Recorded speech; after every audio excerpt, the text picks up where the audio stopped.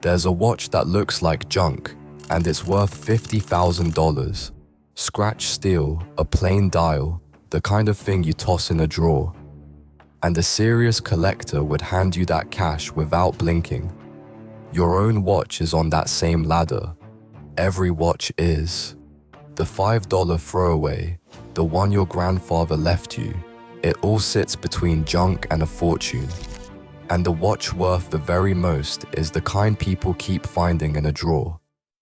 Let's climb and find yours on the way up. Bottom rung, the throwaway. This is your fashion quartz, your no-name mall watch, the one that came free with a magazine or a suit. It looks fine on the wrist, and it tells the time. And the moment you try to sell it, you learn what it's really worth, which is close to nothing.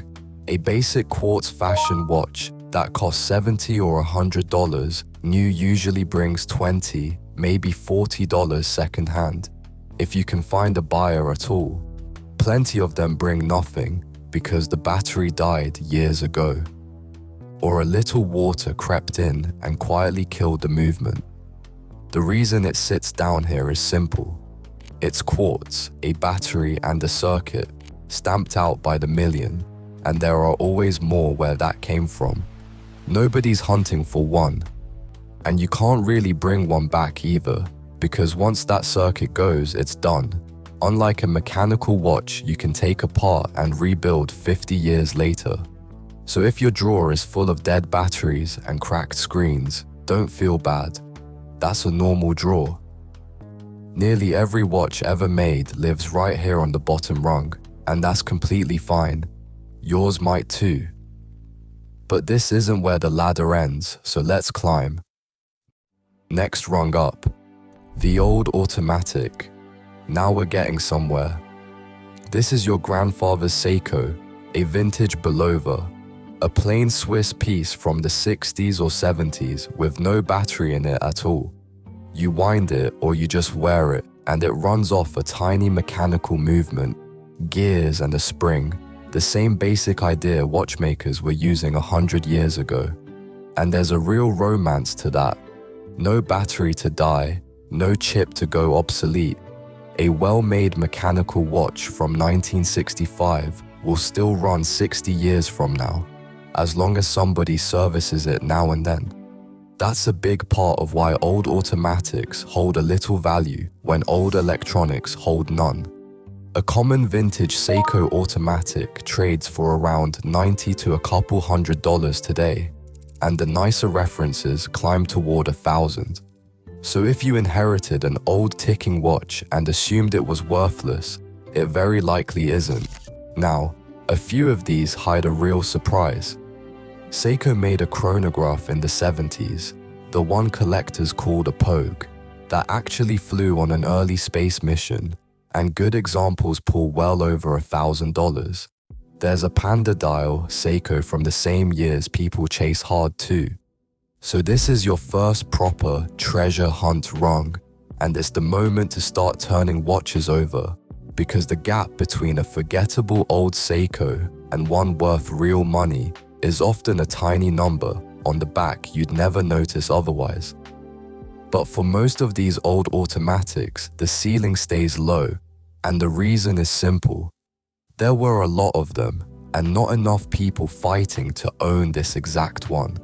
And they turn up everywhere, in estate sales, in attics, in the back of a sock drawer, which is exactly why it pays to know what you're holding, which is the whole game from here up. What makes a few specific old watches worth so much more than all the rest? Third rung, the ones collectors actually chase. Take a vintage Omega Speedmaster. Same steel case, same plain hands, same 3 little sub-dials as a dozen forgotten chronographs from the same years. And a good vintage Speedmaster with the classic movement sells for $4,000 to $8,000, while the earliest ones climb well past that. So what separates this watch from the plain automatic one rung down? 4 things, and these are the 4 things you want to check on anything you own. Rarity, meaning how few were made. Originality, meaning it still wears its own dial and hands and has not been tampered with. Condition, because honest wear beats a botched restoration every single time. And the reference, the exact model number, because two watches that look identical to you and me can be worth 10 times apart based on a number stamped into the metal. Picture two Speedmasters lying side by side, same size, same face, same little scuffs. One is a later model that turns up all the time. The other is an earlier reference with a movement collector's prize, and it is worth many times more, and you would never tell them apart across a counter.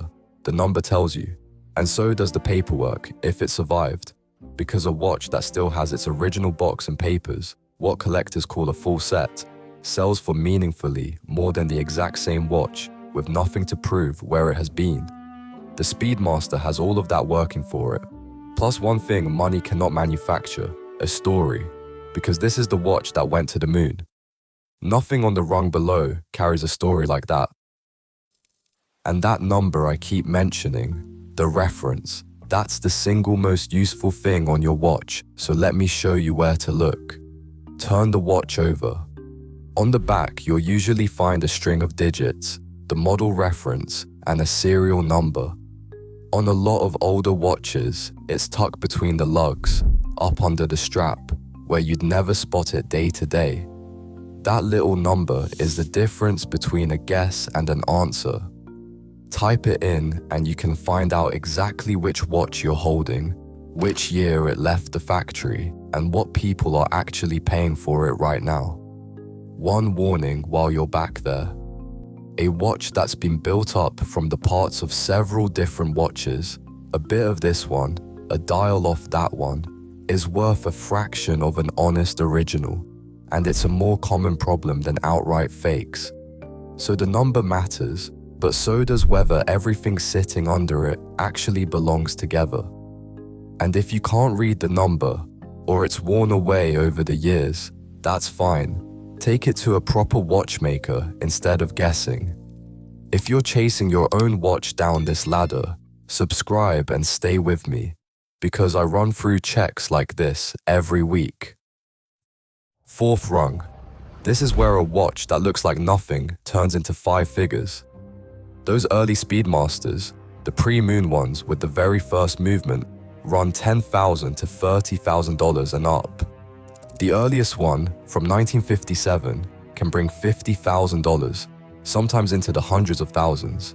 And across a table, to your eye, it looks almost identical to the $4,000 version. A slightly different bezel, a dot sitting in a different spot, a dial that has aged to a warm brown instead of black. That's the whole difference between a watch worth a few thousand and one worth 50,000. And watch what catches people out here. What pushes a watch onto this rung is almost always the stuff nobody touched. The original dial, faded and a little blotchy. The case that never got polished down. On a watch like this, those flaws aren't damage. They're the proof it's the real thing, untouched, and collectors pay enormous money for exactly that. There's a whole corner of this world built on dials that faded the wrong way, a face gone chocolate brown in the sun, a patch of glow that turned pumpkin orange, things a normal person would call wear and tear. Collectors call it patina, and they'll pay a premium for it, because you can't fake an honest 50 years. The catch is that this only works on a rare watch. The same aging does nothing for a common one, so rarity always has to come first. Plenty of people who own a 5-figure watch have no idea, because it's been sitting in a box looking completely ordinary the whole time. Now, before you get any ideas about that old watch in the drawer, I have to stop you, because this next part is where people lose the most money. You find an old watch, you get excited, and your first instinct is to make it look new again. Please don't. Polishing a vintage case can knock 20 to 40% off the value, because it rounds off the sharp original edges collectors are hunting for. Swapping a tired old dial for a fresh one can cost you 30 to 60%. Replacing a scratched bezel or a worn part with new components can be half the value gone, because now it isn't all original anymore. Getting the numbers repainted so they glow like new is one of the quickest ways there is to gut a vintage watch. Water's the other quiet killer. Water damage on an old piece can cost more to put right than the whole watch is worth. So if it's old and it's stopped, don't run it under the tap to freshen it up. And handing it to the first shop that waves cash at you is how good watches leave families for 1/10 of what they were worth. A real specialist or an auction house that handles watches will usually tell you what you've got for nothing. The cash for gold shop on the corner is guessing, or worse, counting on you not knowing. So the smart move is the opposite of what feels natural. Don't clean it, don't fix it, don't sell it in a hurry. Photograph it, find that reference number, and ask someone who genuinely knows before you touch a single thing. Which finally brings us to the top of the ladder, and the watch I promised you, the one people keep finding in a drawer. Back in the 1960s, Rolex built a version of its Daytona chronograph with an odd, busy dial, and almost nobody wanted it. It sold for about $200 and it sold slowly.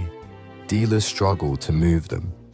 There are stories of shops throwing one in for free just to close the sale on a watch the customer actually liked. So for years, these sat in cases and drawers, unloved and forgotten. Then collectors started calling that exact ugly duckling dial the Paul Newman, after the actor who wore his everywhere, and the price took off. Ordinary examples now sell for 6 figures. Newman's own personal watch, that $200 piece nobody wanted, sold at auction in 2017 for nearly $18 million. Same watch.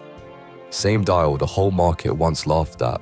The only thing that changed was that a few people finally saw what everyone else had shoved in a drawer. Now, I'm not telling you there's an $18 million watch in your house. There almost certainly isn't, and finding Newman's actual watch was a once-in-a-lifetime lottery.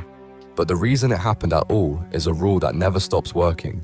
Regular people hang on to watches the market has written off, and every so often the market changes its mind. So go find your watches. Turn each one over, read the number off the back or from between the lugs, and look it up before you ever call it junk. Because this whole ladder exists for one reason, that the market misses things, and the thing it missed this time might be sitting in your drawer right now.